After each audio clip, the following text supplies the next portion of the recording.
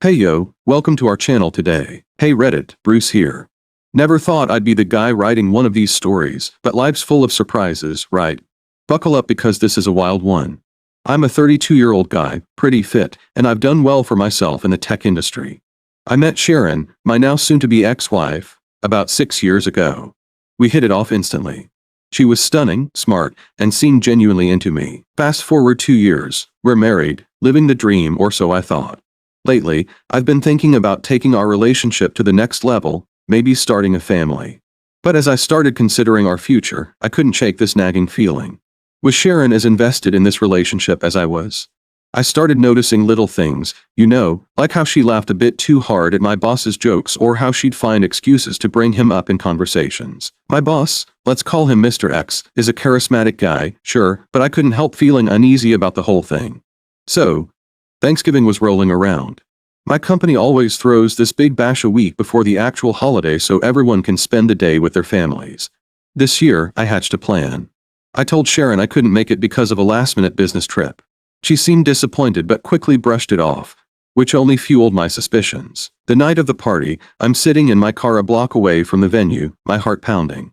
I wait until the party's in full swing before I make my move.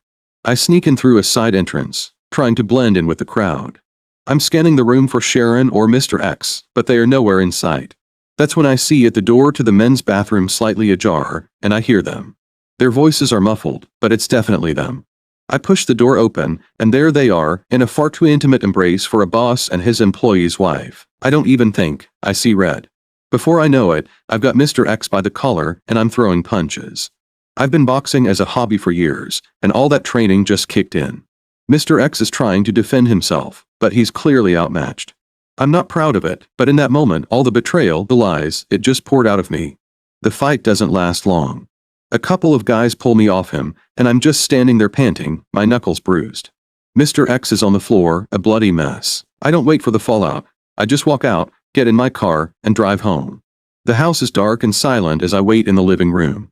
The clock ticks past midnight when I hear the front door open. Sharon steps in, her footsteps hesitant. The light from the street lamps outside casts shadows across her face, revealing streaks of mascara and a look of dread. Bruce, her voice is shaky, uncertain. Bruce, are you here? I don't move, just speak from the darkness. Yeah, I'm here. She flicks on the light, flinching a bit when she sees me sitting there, my expression unreadable. Bruce, I can explain. Explain, my voice is cold, harder than I intend. What's there to explain, Sharon? It was a mistake, she stammers, her hands trembling. It didn't mean anything, I swear. It just happened. Just happened. I stand up, my anger simmering just below the surface. You think that makes it better, that it just happened? I'm sorry, Bruce, she pleads, tears rolling down her cheeks. I really am. I never meant to hurt you. I don't know what I was thinking. Hurt me, I laugh, but there's no humor in it. You didn't just hurt me, Sharon. You betrayed me with my boss, no less. How long has this been going on? It wasn't going on, she's crying now, her voice desperate. It was just a stupid mistake.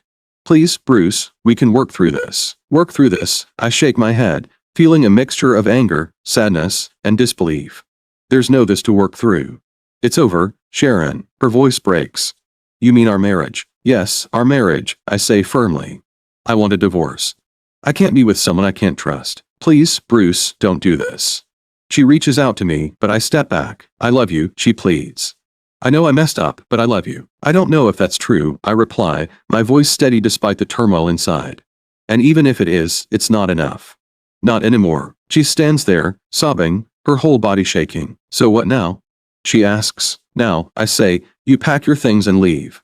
I can't be in the same house with you, not after what you've done. She nods resigned, wiping her tears with the back of her hand. Okay, Bruce. I'll go. And with that, she turns and slowly walks away, her sobs echoing through the house long after she's gone. But I'm done. I tell her it's over, that I want a divorce. She pleads with me, but I can't even look at her. I tell her to pack her things and leave. I watch as she scrambles around the house, grabbing her stuff, still crying. The woman I thought I knew, the woman I thought I loved, was a stranger to me now. The next few days are a blur. I call my lawyer, start the divorce proceedings. Word gets out about the fight, and suddenly I'm the talk of the office. Mr. X is out on medical leave, and there are whispers of legal action, but nothing comes of it. I take some time off work, try to clear my head. I hit the gym harder than ever, spend hours at the boxing gym, anything to keep my mind off things. My friends rally around me, take me out, try to cheer me up, but it's tough, you know. I thought I had it all figured out, and then this happens. It's been a few months now since that night. The divorce is finalized, and I'm slowly putting my life back together. I've been promoted at work, taking over some of Mr. X's responsibilities while he's on extended leave.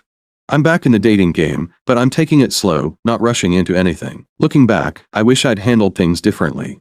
Maybe I should have confronted them calmly, not let my anger get the best of me. But in the heat of the moment, I just snapped.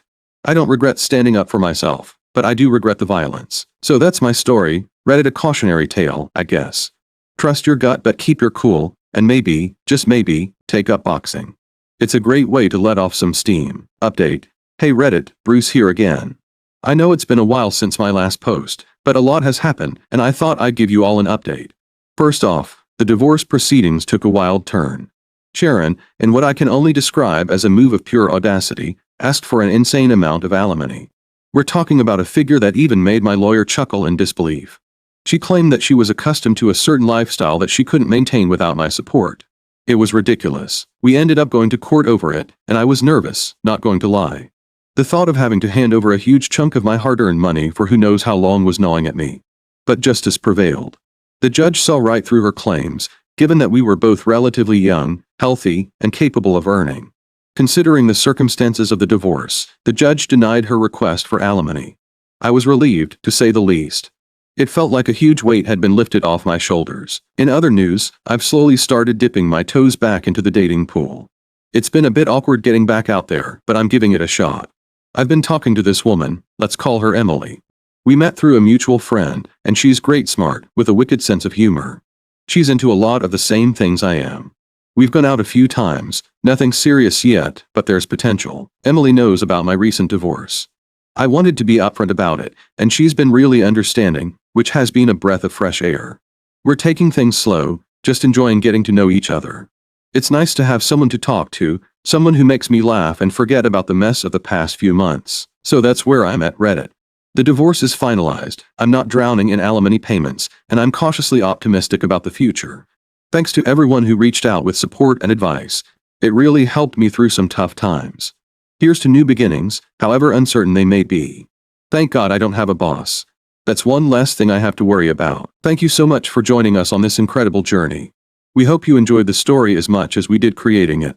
If you found value or entertainment in what you watched, don't forget to give us a thumbs up, share it with your friends, and hit that subscribe button so you never miss out on our future adventures.